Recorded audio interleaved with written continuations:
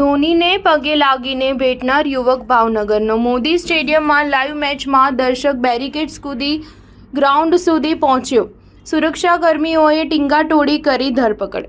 અમદાવાદના નરેન્દ્ર મોદી સ્ટેડિયમમાં ફરી એક વખત સુરક્ષાને લઈને સવાલો ઊભા થયા છે. 10 મેના રોજ ફરી એક વખત દર્શક સ્ટેડિયમની અંદરની બાઉન્ડ્રી કૂદીને મહેન્દ્રસિંહ ધોની પાસે છેક પીચ સુધી પહોંચી ગયો હતો. આઈપીએલની લાઈવ મેચ દરમિયાન સ્ટેડિયમમાં હાજર સુરક્ષાકર્મીની નજર ચૂકવીને યુવક ગ્રાઉન્ડની અંદર પહોંચી ગયો હતો અને ધોનીને પગે પડી ભેટી પડ્યો હતો. આ પ્રકારની ઘટનામાં કોઈ ગંભીર ઘટના બને તો તેની જવાબદારી કોની? એવા પ્રશ્નો ઊભા થયા છે. અગાઉ જ્યારે ઓસ્ટ્રેલિયન નાગરિક સ્ટેડિયમમાં પહોંચી ગયો હતો ત્યારે ગંભીર નોંધ લેવાઈ હતી અને આ સંદર્ભે તપાસ પણ થઈ હતી.